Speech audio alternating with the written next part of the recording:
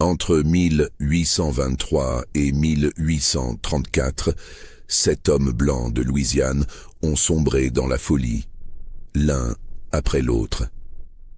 Tous étaient propriétaires de plantations prospères.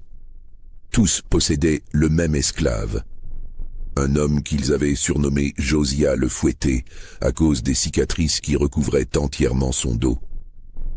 Aucun de ces 7 maîtres n'est mort de maladie. Aucun n'a été assassiné, mais tous ont fini leur jour dans des asiles, hurlant le même nom dans leurs cellules capitonnées, le nom d'un homme qui n'a jamais levé la main sur eux. Avant de continuer, abonne-toi à cette chaîne et dis-moi en commentaire de quelle ville tu nous écoutes. Cette histoire va te glacer le sang et j'aimerais savoir combien d'entre vous auront le courage d'aller jusqu'au bout. Nous sommes en Louisiane, dans les années qui suivent le rachat du territoire par les États-Unis. La région est encore profondément marquée par son passé français et espagnol, mais l'esclavage y fonctionne désormais selon les règles implacables du Sud-Américain. Entre la Nouvelle-Orléans et Bâton Rouge s'étendent des dizaines de plantations de coton et de canne à sucre, des domaines immenses où règne une hiérarchie aussi stricte que brutale. Les maîtres blancs vivent dans de grandes demeures à colonnes, entourés de jardins soignés et de vérandas où circule l'air chaud et humide du delta du Mississippi. Ces propriétés majestueuses portent des noms français et créoles, héritage d'une époque révolue mais encore présente dans l'architecture et les coutumes. Les salons sont ornés de meubles importés d'Europe, les bibliothèques regorgent de volumes reliés en cuir et les domestiques de maison, souvent métis, servent le café dans de la porcelaine fine. Mais derrière ces façades élégantes, dans les champs qui s'étendent à perte de vue jusqu'au bayou mystérieux, des centaines d'esclaves travaillent du lever au coucher du soleil. La violence y est quotidienne, normalisée, acceptée comme une nécessité économique et sociale. Les châtiments corporels sont monnaie courante. Le fouet est l'instrument principal de cette discipline, pendu ostensiblement près de la porte de chaque plantation, rappel constant de qui détient le pouvoir. L'air est toujours lourd en Louisiane, même en hiver, l'humidité colle à la peau comme une seconde couche. Les moustiques pullulent près des marais. La chaleur de l'été devient insupportable, transformant les champs de coton en fournaises où les esclaves s'évanouissent régulièrement. Les contremaîtres, souvent des hommes pauvres blancs qui cherchent à grimper l'échelle sociale, surveillent le travail avec une vigilance obsessionnelle, sachant que leur propre survie économique dépend de la productivité des esclaves qu'ils supervisent. Dans ce contexte, un esclave n'est qu'un bien meuble, un outil de production que l'on peut vendre, échanger, briser. Les registres des plantations de cette époque sont remplis de transactions froidement consignées, prix d'achat, date d'acquisition, capacité de travail, punitions infligées. Ces documents, conservés dans des bureaux poussiéreux, racontent une histoire d'indifférence bureaucratique face à la souffrance humaine. On y trouve des annotations comme « homme robuste 28 ans, bon pour les champs » ou « femme 32 ans, cuisinière cicatrice au dos suite à correction nécessaire ». Certains de ces registres mentionnent des esclaves particulièrement résistants, d'autres des esclaves brisés prématurément par le travail ou les châtiments. Il y a des notes sur les tentatives de fuite, toujours suivies de descriptions des punitions infligées pour décourager les autres. Il y a des listes d'enfants nés dans les plantations, leur valeur estimée dès leur naissance. Il y a des calculs précis sur le coût d'entretien d'un esclave comparé à sa productivité. Mais dans les archives de 7 plantations différentes, sur une période de 11 ans, apparaît le même nom, encore et encore. Josiah. Pas Josiah suivi d'un nom de famille, car les esclaves n'en avaient généralement pas. Juste Josiah. Parfois avec une note descriptive, le Fouetté ou l'homme aux cicatrices, ou simplement celui du Mississippi. Ce qui est troublant, ce n'est pas la fréquence à laquelle ce nom change de main. Les esclaves étaient régulièrement vendus, surtout ceux qui posaient problème. Un esclave rebelle, un esclave qui ralentissait le travail, un esclave qui influençait négativement les autres, tous étaient revendus rapidement. Ce qui dérange, c'est le prix. À chaque transaction, Josiah était vendu pour une fraction de sa valeur initiale. Un homme dans la force de l'âge, décrit comme robuste et capable, aurait dû valoir entre 1200 et 1500 $, parfois plus selon les compétences spécifiques. Josiah changeait de main pour 100 $, parfois moins. Le dernier achat documenté mentionne 15 $, le prix d'un vieil esclave estropié proche de la mort. Et chaque fois, le vendeur insistait dans les actes notariés pour que la vente soit définitive, sans possibilité de retour. C'était inhabituel. Normalement, les vendeurs incluaient des clauses de garantie, promettant de reprendre un esclave défectueux ou malade dans les 30 jours. Mais pour Josiah, ces clauses étaient explicitement exclues. Les notaires qui ont rédigé ces documents ont parfois ajouté des notes marginales, exprimant leur surprise face à cette insistance. Comme si ces hommes, ces maîtres habitués à tout contrôler, avaient désespérément besoin de se débarrasser de lui. La plantation de la Croix, située à environ 30 km au nord de la Nouvelle-Orléans, est l'endroit où tout a commencé. C'était un domaine de taille moyenne, spécialisé dans la culture du coton, avec une centaine d'esclaves et une réputation correcte parmi les propriétaires de la région. La propriété s'étendait sur près de 250 hectares, bordée à l'ouest par un bayou stagnant où les cyprès centenaires créaient des ombres inquiétantes, même en plein jour. Édouard de la Croix, le maître, était un homme de 42 ans, veuf depuis 5 ans, sans enfant. Sa femme était morte en couche, emportant avec elle l'enfant qu'ils espéraient tant. Depuis, de la Croix s'était jeté corps et âme dans la gestion de sa plantation. Il mangeait seul, dormait seul, passait ses soirées à réviser ses comptes dans son bureau lambrissé de chêne. Il gérait sa plantation avec une efficacité reconnue, ni plus cruel ni plus clément que ses voisins. Un homme ordinaire, dans un système ordinaire. Ses domestiques le décrivaient comme distant mais juste, sévère mais prévisible. C'est lui qui a acheté Josiah en 1823 lors d'une vente aux enchères organisée après la faillite d'une plantation du Mississippi. Ces ventes étaient toujours des événements dans la région. Les planteurs s'y rendaient pour faire de bonnes affaires, acheter des esclaves à prix réduit, parfois même des outils ou du mobilier. L'atmosphère était celle d'un marché, avec des hommes blancs qui discutaient, riaient, comparaient les marchandises exposées. Le vendeur était pressé de liquider tous les biens. Il avait perdu sa plantation au jeu, disait-on, et ses créanciers exigeaient un remboursement immédiat. Les esclaves étaient alignés sur une estrade de bois sous le soleil brûlant d'août. Josiah avait environ 25 ans à l'époque. Les documents décrivent un homme de haute stature, environ 6 pieds, au dos entièrement couvert de cicatrices superposées, témoignage de fouettage répété qui devait remonter à des années, peut-être même à son adolescence. Certaines cicatrices étaient anciennes, blanches, presque effacées, d'autres étaient plus récentes, encore rosées, d'où son surnom, le fouetté. Ce qui a attiré l'attention de Delacroix, c'est le prix. Josiah était proposé à un tarif dérisoire, presque suspect. Les autres esclaves partaient pour des sommes normales, parfois même au-dessus du marché. Mais pour Josiah, le vendeur semblait prêt à accepter n'importe quelle offre. Quand Delacroix a demandé pourquoi un tel rabais, pourquoi un homme manifestement robuste et en âge de travailler valait si peu, le vendeur a simplement répondu qu'il préférait s'en débarrasser rapidement, qu'il avait besoin d'argent immédiatement. Il n'a pas dit qu'il y avait un problème. Il n'a pas dit que Josiah était dangereux ou malade. Il a juste insisté sur le fait que la vente serait définitive, sans possibilité de retour, et que Delacroix devrait signer un document attestant qu'il avait été prévenu de cette condition.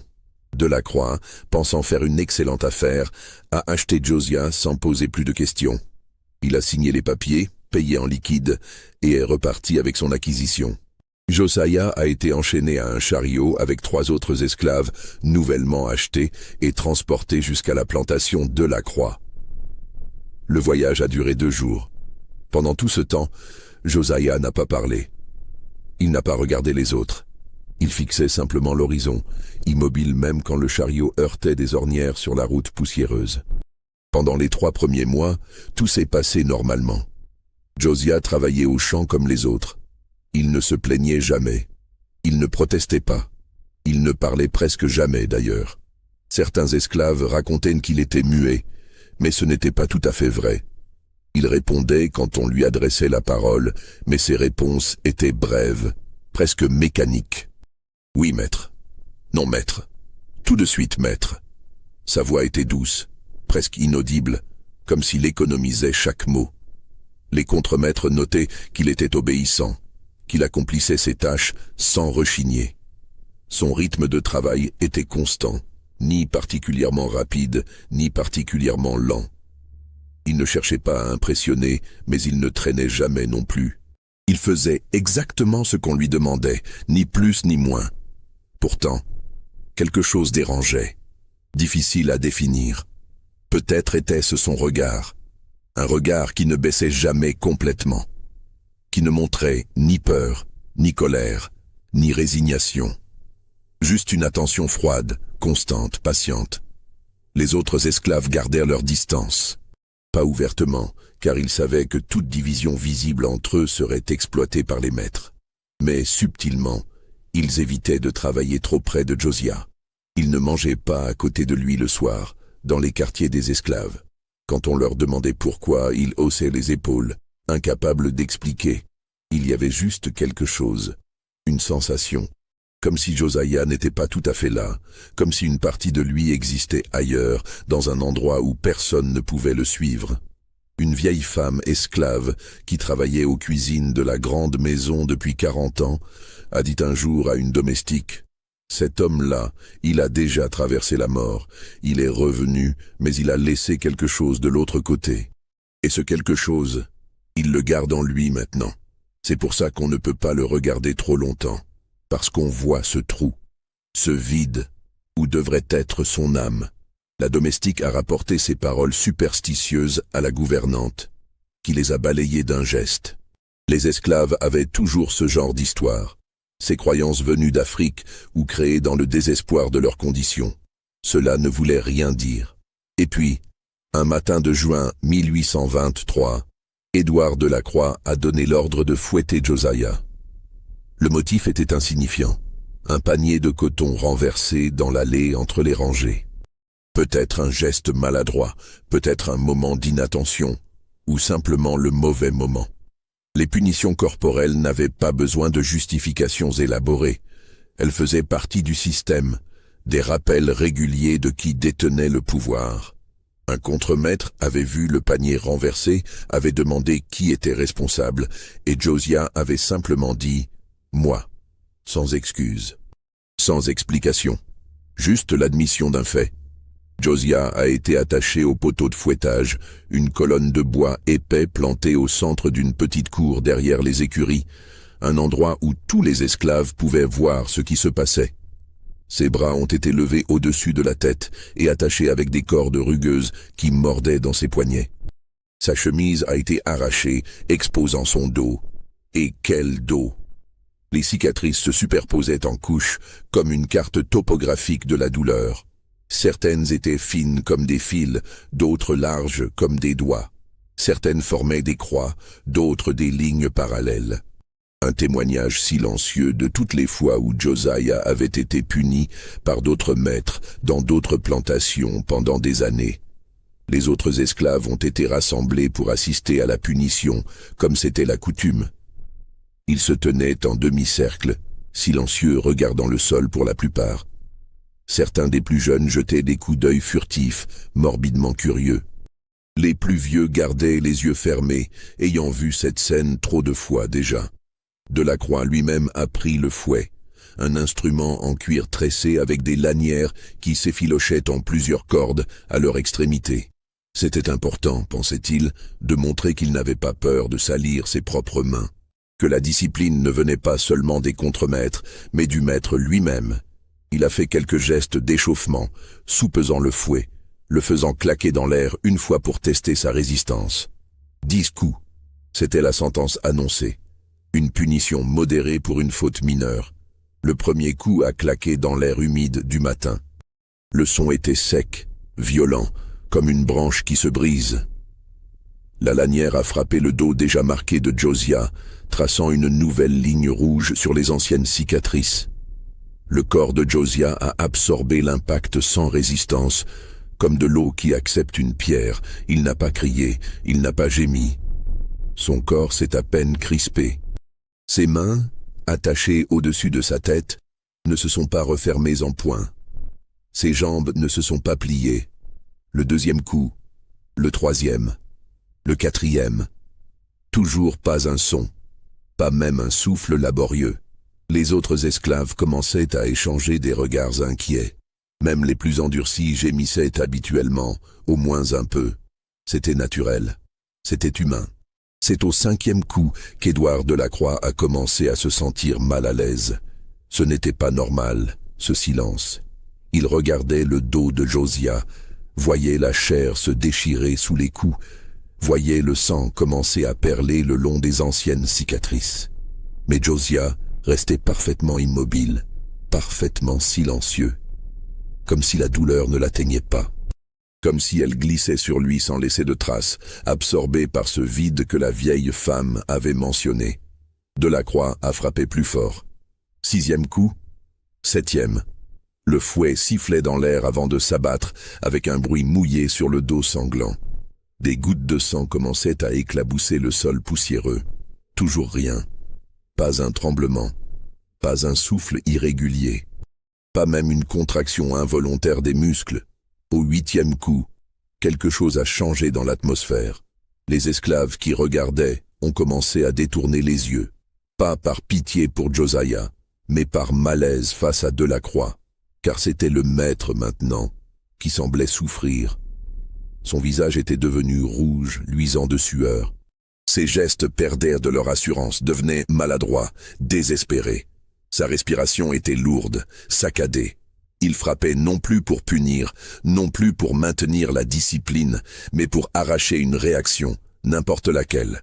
Un cri, une supplication, un regard de haine, quelque chose qui prouverait que Josiah était encore humain, encore accessible, encore dominable. Neuvième coup, dixième coup. Le dernier s'est abattu avec une violence particulière, toute la frustration de Delacroix concentrée dans ce geste final. Josiah a été détaché. Les contremaîtres ont coupé les cordes qui le maintenaient au poteau. Ses bras sont retombés le long de son corps. On s'attendait à ce qu'il s'effondre, que ses jambes cèdent sous lui. Mais non, ses jambes ne tremblaient pas. Il s'est redressé lentement, avec une dignité terrible, et a remis sa chemise déchirée sur ses épaules ensanglantées. Le tissu a immédiatement commencé à se teinter de rouge, mais Josiah ne semblait pas le remarquer. Et avant de retourner au champ, avant de rejoindre les rangs de coton qui attendaient, il a levé les yeux vers Delacroix. Ce n'était qu'un instant, 2 secondes, peut-être 3. Mais dans ce regard, Delacroix a vu quelque chose qui l'a glacé jusqu'aux os. Pas de la haine, pas de la douleur, pas même du mépris. C'était pire que tout cela. C'était de l'indifférence. Une indifférence totale, absolue, cosmique. Comme si Delacroix n'existait pas vraiment. Comme si tout ce qui venait de se passer n'avait aucune importance. Comme si Delacroix n'était qu'un acteur temporaire dans un drame qui dépassait infiniment sa compréhension. Comme si Josiah savait quelque chose que Delacroix ignorait encore. Ce soir-là, Édouard Delacroix n'a pas dîné. Il a refusé le plateau que la gouvernante avait préparé, un ragoût d'agneau qu'il aimait habituellement. Il s'est enfermé dans son bureau, a demandé qu'on ne le dérange pas sous aucun prétexte. Ses domestiques ont entendu des bruits étranges derrière la porte. Des murmures d'abord, comme s'il parlait à quelqu'un. Mais il était seul. Puis des objets qu'on déplace, des livres qu'on feuillette avec frénésie, des tiroirs qu'on ouvre et referme. Vers minuit, tout est devenu silencieux. Un silence pesant, épais, qui a mis les domestiques mal à l'aise. Ils ont hésité à frapper à la porte, à vérifier si le maître allait bien. Mais l'ordre avait été clair, ne pas déranger. Le lendemain matin, Delacroix est descendu pour le petit déjeuner avec un visage défait. Il n'avait manifestement pas dormi. Ses yeux étaient rouges, cernés de noir. Ses cheveux, habituellement soigneusement peignés en arrière, partaient dans toutes les directions. Sa cravate était mal nouée. Ses mains tremblaient légèrement en portant sa tasse de café à ses lèvres et le liquide noir débordait sur la soucoupe de porcelaine blanche. Quand sa gouvernante, une femme d'âge mûr qui travaillait pour lui depuis 15 ans, lui a demandé avec inquiétude s'il allait bien, il a répondu d'une voix blanche, presque inaudible, qu'il avait simplement mal dormi, que ce n'était rien, qu'elle ne devait pas s'inquiéter. Mais ce n'était pas vrai. Et dans les jours qui ont suivi, cela est devenu évident pour tout le monde. Delacroix a commencé à donner des ordres contradictoires. Il convoquait les contremaîtres le matin pour leur expliquer le travail de la journée, détaillant précisément quels champs devaient être récoltés, quels esclaves devaient être assignés à quelle tâche. Puis il les rappelait 1 heure plus tard, agités, insistant pour qu'ils oublient tout ce qu'ils venaient de dire, que c'était une erreur, qu'il fallait faire exactement le contraire. Les contremaîtres, habitués à une gestion rigoureuse et cohérente, se regardaient avec confusion. Que se passait-il avec le maître? Il oubliait les rendez-vous avec ses acheteurs de coton. Des hommes d'affaires venus de la Nouvelle-Orléans attendaient pendant des heures dans le salon, buvant du café froid, avant que quelqu'un ne les informe que M. Delacroix ne pouvait pas les recevoir aujourd'hui. Certains repartaient en colère, menaçant de trouver d'autres fournisseurs. D'autres, plus compréhensifs, demandaient si le maître était malade, s'il avait besoin d'un médecin. Et puis, il y avait les promenades nocturnes. Delacroix se levait au milieu de la nuit, descendait pieds nus, en chemise de nuit, et se rendait au champ. Les contremaîtres qui assuraient la surveillance nocturne le trouvaient errant entre les rangées de coton, une lanterne à la main, inspectant les plants comme s'il cherchait quelque chose de spécifique. Quand on lui demandait ce qu'il faisait, il répondait vaguement qu'il vérifiait la qualité de la récolte. Mais ses yeux étaient ailleurs, fixés sur un point invisible dans l'obscurité. Les domestiques chuchotaient qu'il parlait tout seul dans sa chambre, qu'il l'entendait à travers la porte, menant des conversations entières avec un interlocuteur imaginaire, qu'il appelait un nom. Toujours le même, Josiah, parfois comme une question, parfois comme une accusation, parfois comme une supplication.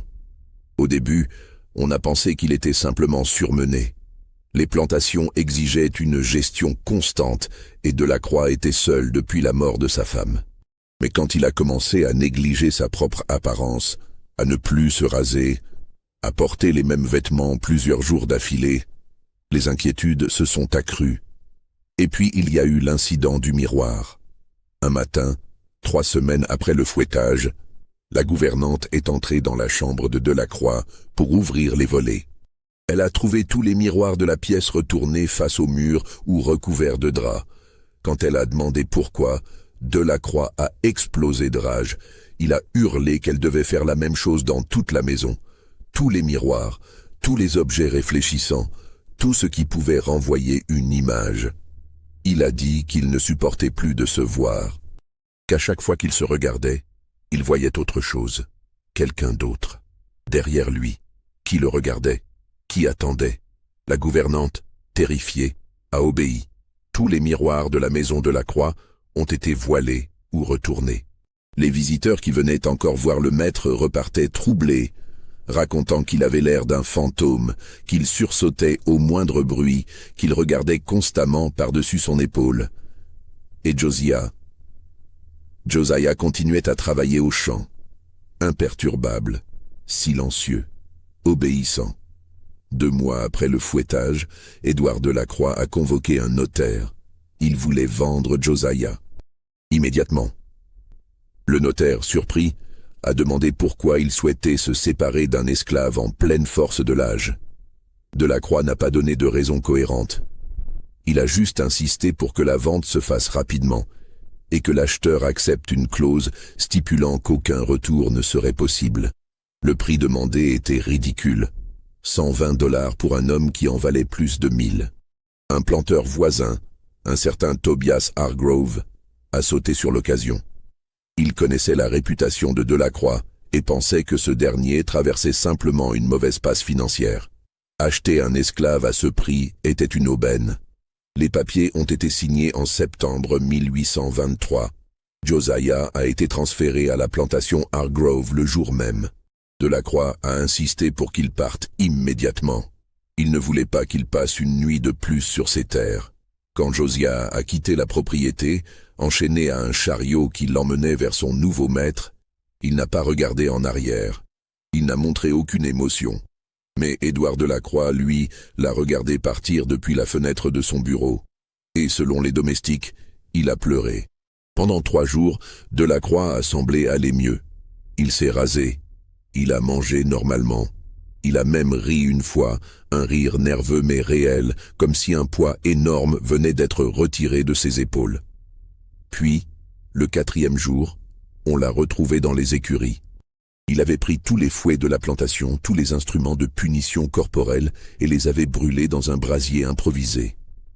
Puis il s'était assis au milieu des cendres, les mains brûlées, et avait commencé à se lacérer le dos avec un morceau de métal rouillé. Quand les contremaîtres l'ont maîtrisé, il hurlait qu'il devait comprendre, qu'il devait savoir ce que ça faisait. Ce que Josiah ressentait. Pourquoi Josiah ne ressentait rien? Il a été conduit chez un médecin, puis, devant l'aggravation de son état, à l'asile de la Nouvelle-Orléans. Là, il a passé les 9 dernières années de sa vie, enfermé dans une cellule, répétant sans cesse le même nom. Josiah, Josiah, Josiah. Il est mort en 1832, émacié, le regard vide, le dos couvert de cicatrices qu'il s'était infligées lui-même. Tobias Hargrove était un homme pratique. Il ne croyait ni aux superstitions, ni aux histoires de malédiction. Quand on lui a parlé de l'étrange déclin de Delacroix, il a haussé les épaules. L'homme avait toujours été fragile, disait-il. La solitude l'avait rongé. Cela n'avait rien à voir avec un esclave. Josiah est arrivé à la plantation Hargrove fin septembre 1823. C'était un domaine plus grand que celui de Delacroix, avec près de 200 esclaves et une production de canne à sucre florissante.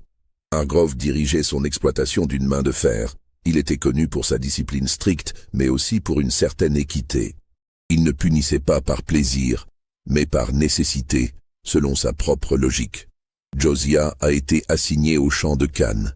Le travail était épuisant, les journées longues, mais il l'accomplissait sans broncher. Comme toujours, il parlait peu. Il répondait aux ordres. Il ne causait aucun problème. Hargrove a d'abord été satisfait de son acquisition. Il se félicitait même d'avoir fait une si bonne affaire. Un esclave robuste, obéissant pour une fraction du prix normal. Il plaignait presque Delacroix d'avoir été assez stupide pour s'en séparer. Mais après quelques semaines, quelque chose a commencé à déranger Hargrove. Pas quelque chose de tangible, pas quelque chose qu'il pouvait nommer ou expliquer, c'était juste une sensation. Une impression persistante que quelque chose n'allait pas. Il a remarqué que les autres esclaves évitaient Josiah. Pas ouvertement. Ils ne refusaient pas de travailler avec lui. Mais ils ne lui parlaient jamais. Ils ne le regardaient jamais dans les yeux. Quand Josiah entrait dans les quartiers des esclaves le soir, les conversations s'arrêtaient. Un silence étrange, lourd, s'installait jusqu'à ce qu'ils repartent. Hargrove a interrogé ses contremaîtres. Josiah causait-il des problèmes? Non, monsieur. Était-il violent avec les autres? Non, monsieur. Paresseux? Absolument pas. Alors quel était le problème? Les contremaîtres ne savaient pas quoi répondre. Ils disaient juste que Josiah les mettait mal à l'aise, qu'il y avait quelque chose de dérangeant dans sa façon de les regarder. Pas de façon insolente, pas de façon menaçante, juste dérangeant. Hargrove a décidé de voir par lui-même. Un matin de novembre, il s'est rendu au champ où Josiah travaillait. Il l'a observé pendant 1 heure, caché derrière un bosquet. Josiah coupait la canne avec des gestes précis, réguliers, efficaces. Rien d'anormal. Et pourtant, Hargrove a eu la sensation troublante que Josiah savait qu'il était là, qu'il savait qu'on l'observait. Même s'il ne tournait jamais la tête, même s'il ne modifiait pas son rythme de travail, il y avait quelque chose dans sa posture, dans la tension de ses épaules, qui trahissait une conscience aiguë de la présence d'Hargrove. Ce soir-là, Hargrove a fait quelque chose qu'il n'avait jamais fait auparavant. Il s'est rendu au quartier des esclaves sans prévenir. Il voulait voir comment Josiah se comportait quand il se croyait seul. Ce qu'il a découvert l'a profondément troublé. Josiah était assis sur un bout de bois à l'écart des autres. Il ne mangeait pas. Il ne parlait à personne. Il fixait simplement le sol devant lui, immobile, les mains posées sur ses genoux, pendant des heures, sans bouger, sans cligner des yeux, comme s'il attendait quelque chose. Les semaines ont passé. Hargrove a essayé d'oublier ce malaise, de se concentrer sur la gestion de sa plantation. Mais il se surprenait à penser à Josiah de plus en plus souvent, à se demander ce qui se passait dans la tête de cet homme, à essayer de comprendre ce silence, cette absence apparente d'émotion. Un soir de décembre, incapable de se retenir plus longtemps, Hargrove s'est rendu au quartier des esclaves et a demandé à voir Josiah. Les autres se sont écartés en silence. Josiah s'est levé et a suivi Hargrove jusqu'à une petite remise éloignée, où il pouvait parler sans être entendu. Hargrove a posé des questions. D'où venait Josiah? Qui étaient ses précédents maîtres? Combien de fois avait-il été vendu? Josiah répondait avec cette même voix neutre, mécanique. Il ne mentait pas, mais il ne donnait que les informations strictement nécessaires. Oui, il avait eu plusieurs maîtres. Non, il ne savait pas exactement combien. Oui, il avait été fouetté de nombreuses fois. Hargrove a demandé, presque malgré lui, « Pourquoi tu ne cries jamais? Quand on te fouette, pourquoi tu ne cries pas ?» Pour la première fois, Josiah a levé les yeux vers Hargrove. Et dans ce regard, il n'y avait rien. Aucune douleur, aucune résignation, aucune colère.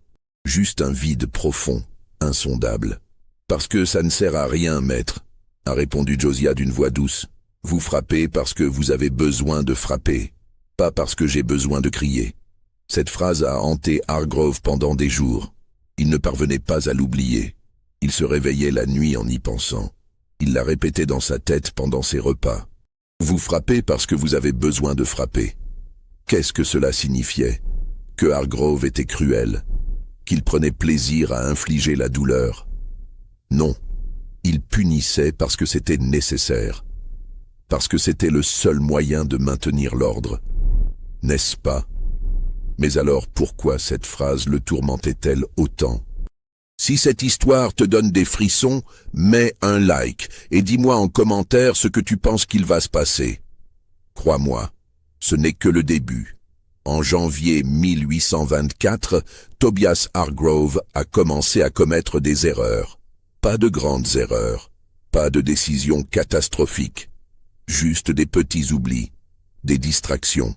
Il signait des contrats sans les lire attentivement. Il oubliait de payer ses fournisseurs à temps. Il se disputait avec ses acheteurs pour des raisons insignifiantes. Sa femme, Margaret, s'inquiétait. Elle lui demandait s'il était malade, s'il voulait consulter un médecin.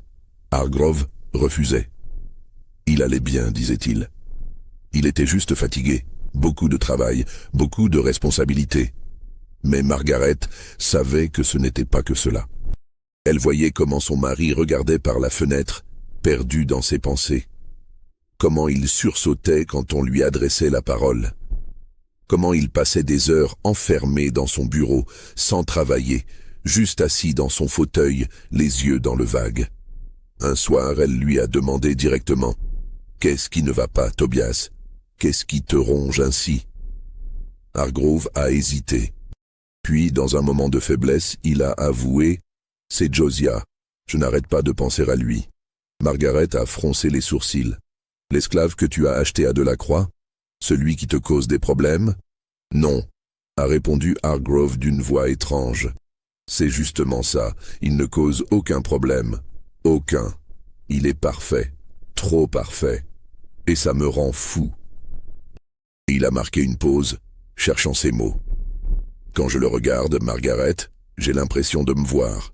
Non, pire que ça. J'ai l'impression de voir ce que je suis vraiment. Sans les excuses, sans les justifications. Juste ce que je suis. » Margaret ne comprenait pas. Elle a essayé de le rassurer, de lui dire que c'était simplement du surmenage, qu'il devait se reposer. Mais Hargrove ne l'écoutait plus. Il était déjà retourné dans ses pensées, dans ce labyrinthe mental où il se perdait de plus en plus. Les semaines suivantes ont été un lent naufrage. Hargrove a commencé à boire. Pas beaucoup au début, juste un verre de whisky le soir, pour s'aider à dormir, puis 2 verres, puis 3, puis la bouteille entière. Il négligeait sa plantation.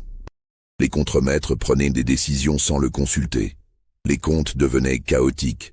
Les acheteurs commençaient à se plaindre de la qualité du sucre produit.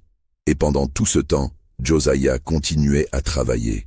Imperturbable, silencieux, parfait. En mars 1824, quelque chose a basculé définitivement dans l'esprit de Hargrove. Il s'est réveillé un matin avec une idée fixe. Il devait fouetter Josiah. Il devait le voir réagir. Il devait briser ce masque d'indifférence. Il devait comprendre. Il a ordonné qu'on amène Josiah au poteau de fouettage. Quand les contremaîtres ont demandé pour quelle raison, Hargrove a explosé. Parce que je le dis. Parce que c'est mon esclave et que je fais ce que je veux. Josiah a été attaché. Hargrove a pris le fouet. Margaret, alertée par les cris, est sortie sur la véranda. Elle a supplié son mari d'arrêter de rentrer à la maison, de se calmer. Mais Hargrove ne l'entendait pas. Le premier coup est tombé, puis le deuxième, le troisième. Hargrove frappait avec une rage désespérée, comme s'il essayait d'extraire quelque chose de Josiah. Une réaction, un cri, n'importe quoi. Mais Josiah restait silencieux, même quand le sang a commencé à couler le long de son dos, même quand sa peau s'est déchirée sous les coups répétés, même quand les autres esclaves, témoins de la scène, ont détourné les yeux, incapables de supporter plus longtemps ce spectacle. Hargrove a frappé 20 fois, 30 fois. Il a perdu le compte. Ses bras lui faisaient mal.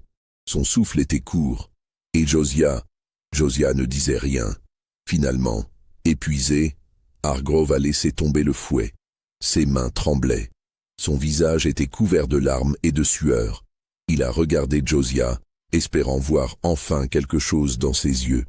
De la haine peut-être, ou de la satisfaction d'avoir brisé son maître. Mais il n'y avait rien. Josiah le regardait avec la même indifférence qu'à l'ordinaire. Comme si rien de tout cela n'avait d'importance.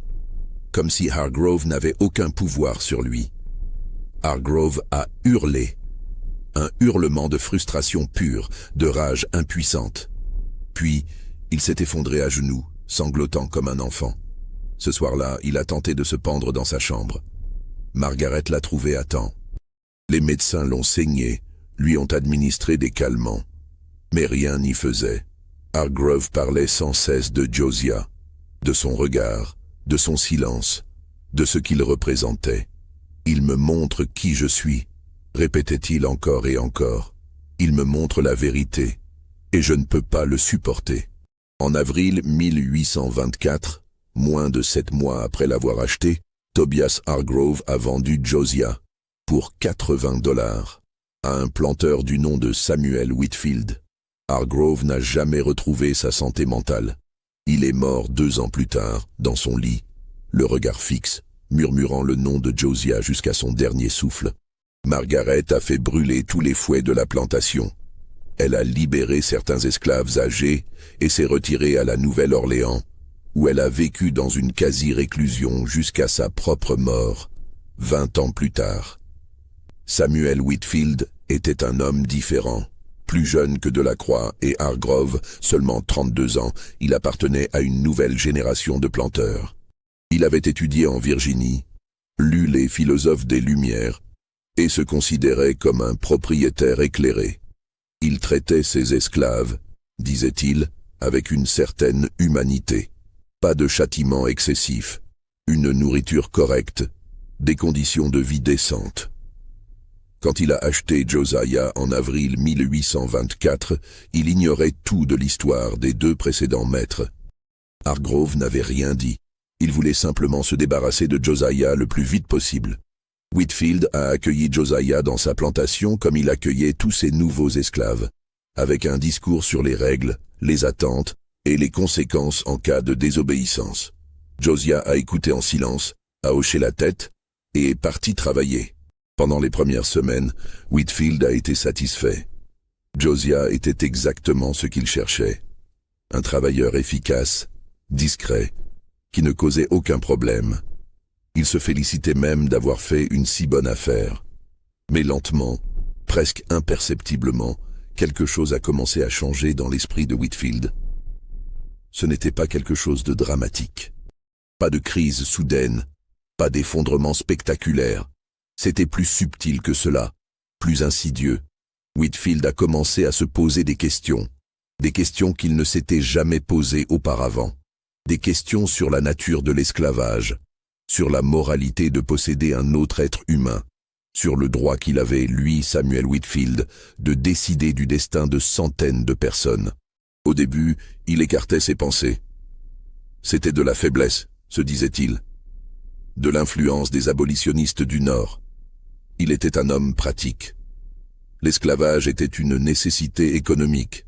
Sans lui, le Sud s'effondrerait. Mais les questions revenaient, encore et encore, particulièrement quand il voyait Josiah. Car Josiah, avec son silence, avec son regard vide, avec son obéissance parfaite, incarnait toute l'horreur du système. Il ne se rebellait pas. Il ne protestait pas. Il acceptait tout. Et c'était précisément cette acceptation qui rendait tout insupportable. Whitfield a commencé à écrire dans un journal intime, des pages et des pages de réflexions tourmentées. Il se demandait ce qui se passait dans l'esprit de Josiah. Est-ce que Josiah ressentait encore quelque chose? Est-ce que le système l'avait tellement brisé qu'il n'était plus vraiment humain?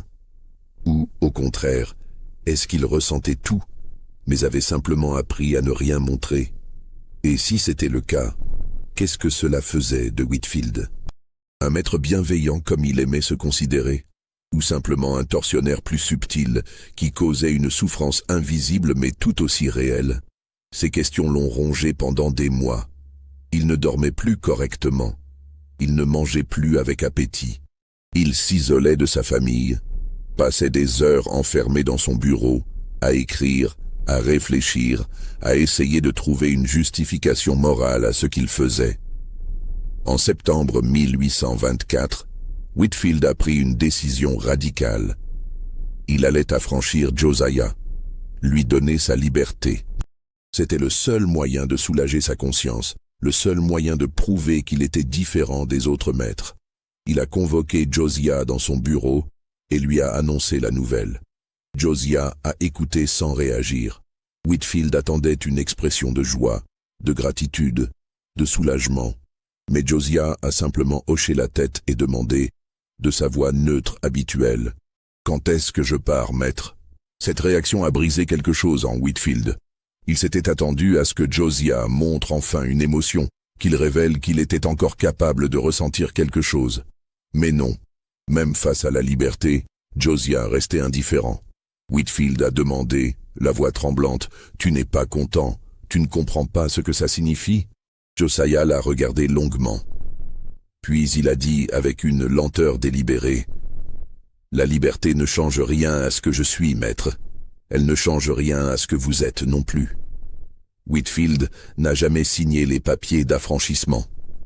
Au lieu de cela, il a vendu Josiah 3 jours plus tard, pour $60, à un homme nommé Cornelius Vanderberg. Samuel Whitfield a sombré dans l'alcoolisme. Il a perdu sa plantation 2 ans plus tard, ruiné par ses mauvaises décisions et son incapacité à se concentrer. Il est mort en 1829 dans une pension minable de la Nouvelle-Orléans, le foie, détruit par l'alcool. Son journal intime a été découvert après sa mort. Les dernières pages étaient remplies du même mot, écrit encore et encore, jusqu'à ce que l'encre bave et devienne illisible. Josiah. Cornelius Vanderberg, le 4e maître, était un homme brutal. Contrairement à Whitfield, il ne se posait aucune question morale. Les esclaves étaient des biens. Point final. Il les traitait avec la même dureté qu'il traitait ses mules ou ses outils. Il a acheté Josiah en septembre 1824, attiré par le prix dérisoire. Quand on lui a demandé pourquoi Josiah était si bon marché, il a ri et répondu qu'il s'en fichait.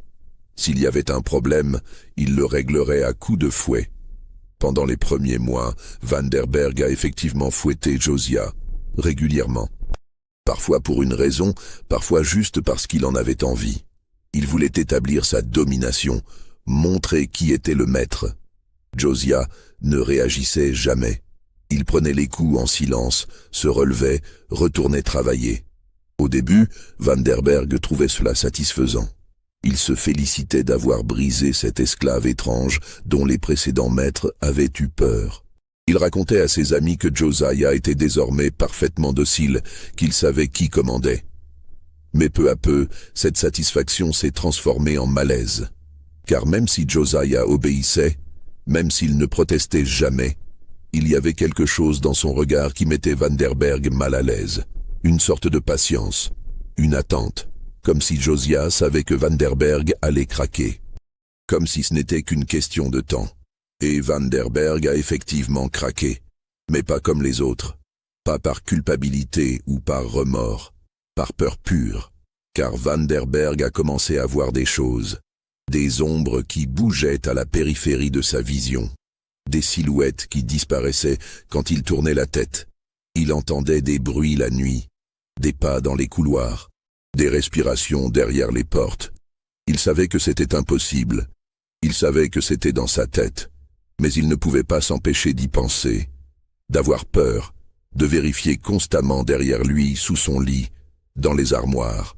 En janvier 1825, Vanderberg a vendu Josiah pour $40.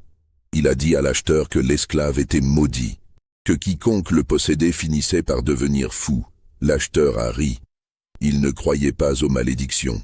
Vanderberg a déménagé dans une autre région de Louisiane, mais les ombres l'ont suivi. Les bruits aussi. Il a passé les dernières années de sa vie barricadé dans sa maison, armé d'un fusil, tirant parfois sur des fantômes que lui seul pouvait voir. Il est mort en 1828, tué par un de ses propres esclaves lors d'une révolte. Mais les esclaves juraient qu'ils ne l'avaient pas touché, qu'il était déjà mort quand ils étaient entrés dans la maison, que son cœur avait simplement cessé de battre, de peur. Entre 1825 et 1834, Josiah a eu 3 autres maîtres. Chacun a suivi le même schéma, avec des variations dans les détails, mais une constance troublante dans le résultat final. Le 5e maître, un homme nommé Ézéchiel Drummond, était un prédicateur baptiste qui possédait une petite plantation. Il croyait fermement que l'esclavage était justifié par la Bible, que c'était une institution divine.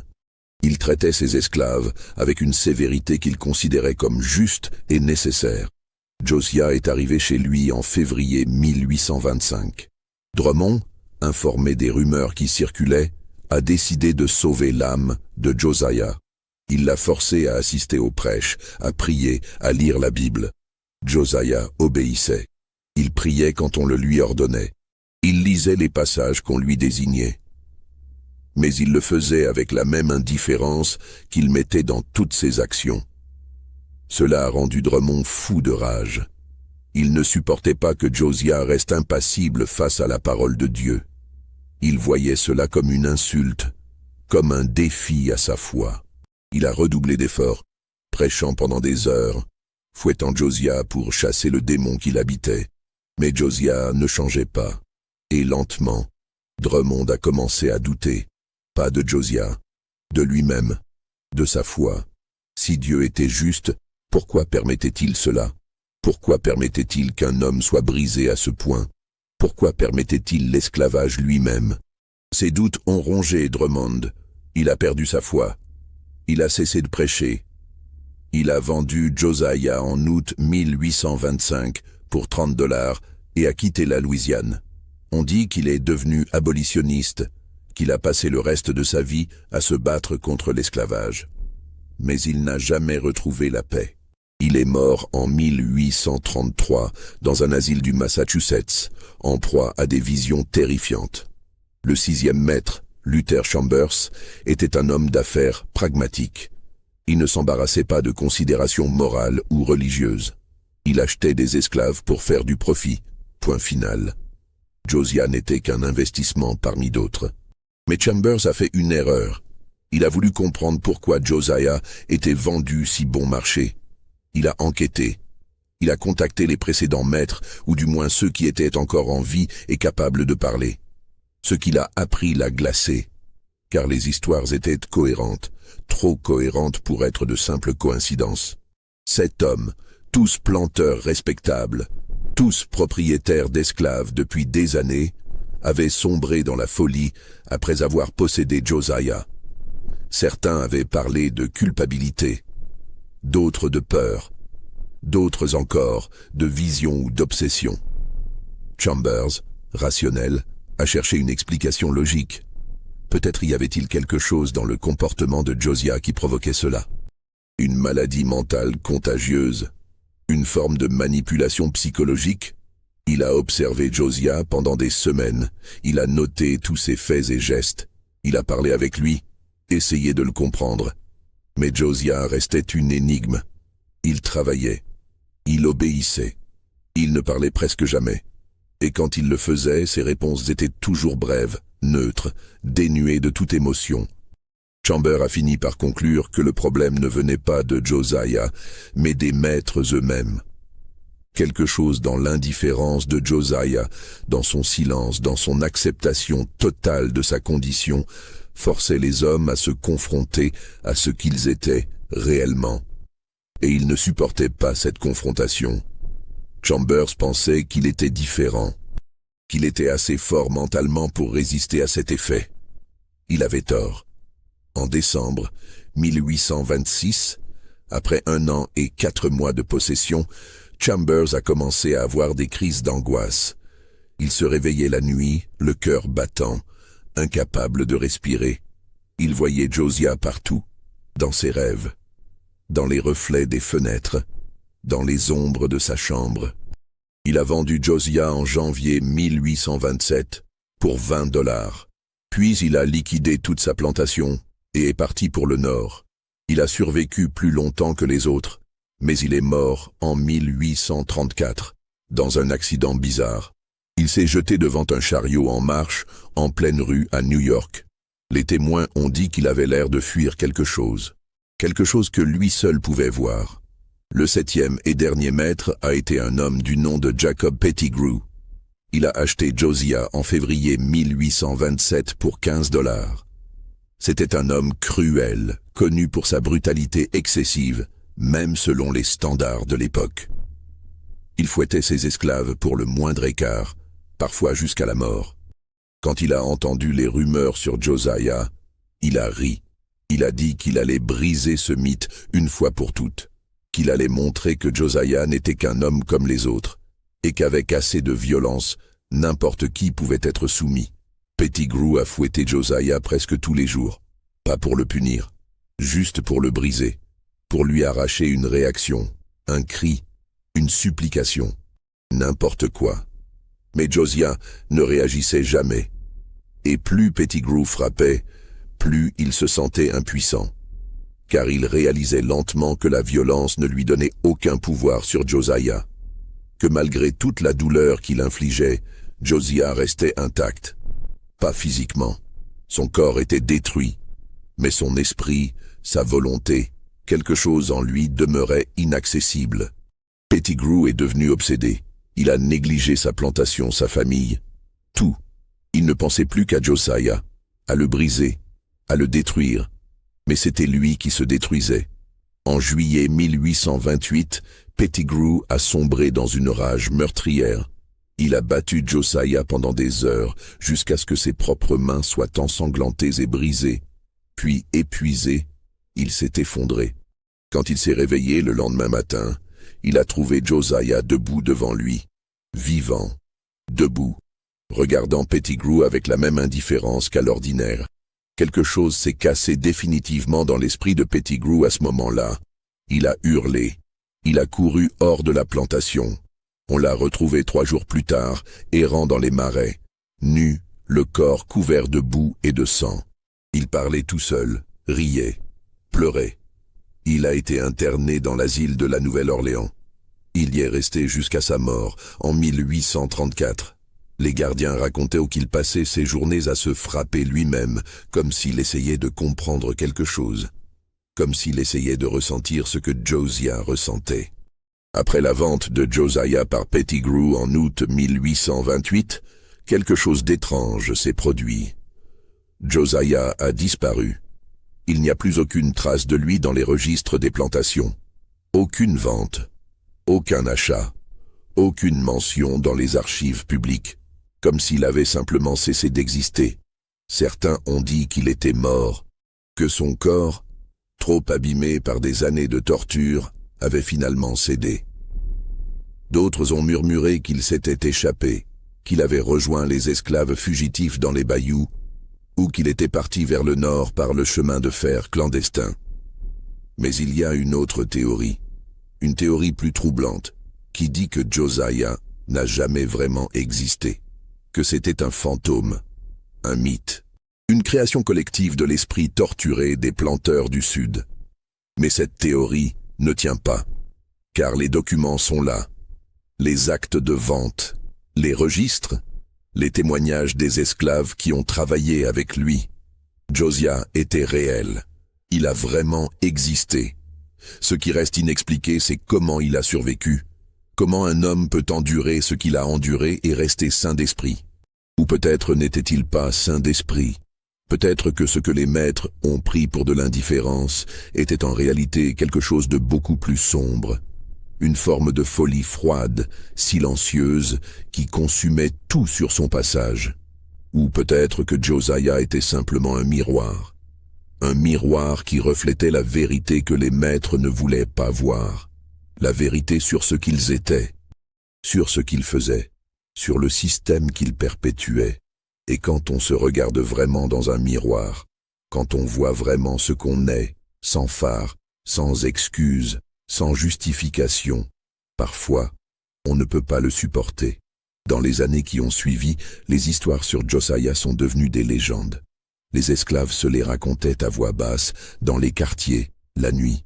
Ils disaient que Josiah était un esprit vengeur, envoyé pour punir les maîtres cruels, que quiconque le possédait était condamné à la folie.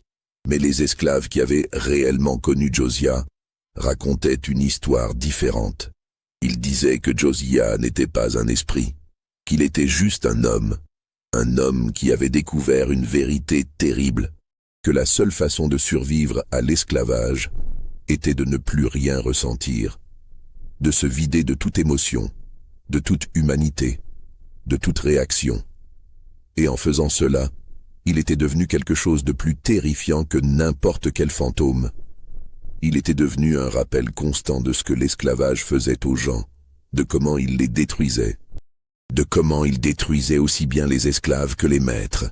Les 7 hommes qui ont possédé Josiah sont tous morts fous. Leurs plantations ont été vendues, divisées, oubliées. Leurs familles ont été dispersées, ruinées, marquées par la honte. Leurs noms, autrefois respectés, sont devenus synonymes de folie et de malédiction. Et quelque part, peut-être dans les bayous de Louisiane, peut-être dans les rues du Nord, peut-être nulle part et partout à la fois, Josiah continue d'exister. Pas comme un homme, pas comme un fantôme, mais comme une question que personne ne veut vraiment poser et encore moins répondre. Qu'est-ce qui reste d'un homme quand on lui enlève tout? Qu'est-ce qui reste quand la douleur devient tellement constante qu'elle cesse d'avoir un sens? Qu'est-ce qui reste quand on a été brisé tellement de fois qu'on ne peut plus être brisé? La réponse est peut-être dans le regard de Josiah. Ce regard vide, indifférent, patient. Ce regard qui hante encore ceux qui entendent son histoire. Ce regard qui dit « Je suis toujours là, j'attends ». Et un jour vous comprendrez, il y a un dernier détail. Un détail qui n'apparaît que dans un seul document, un vieux registre d'asile découvert dans les archives de la Nouvelle-Orléans en 1932. Une note écrite par un médecin datée de 1834. Le médecin y raconte avoir reçu la visite d'un ancien esclave, un homme grand, au dos couvert de cicatrices.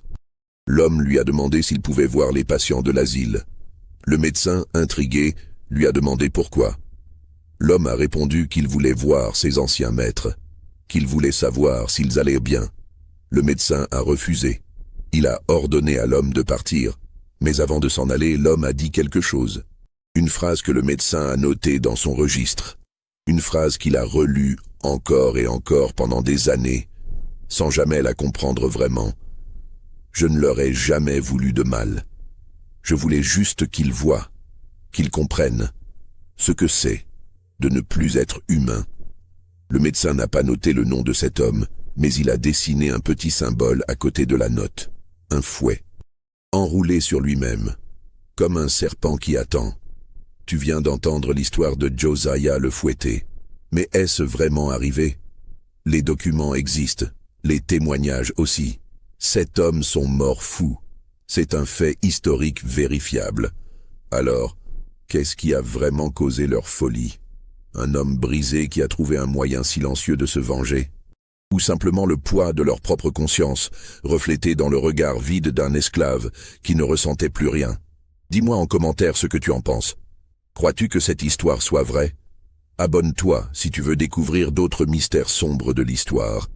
Et partage cette vidéo avec ceux qui, comme toi, ne peuvent plus détourner le regard. Car parfois, la vérité est plus terrifiante que n'importe quelle légende. Et Josiah le savait.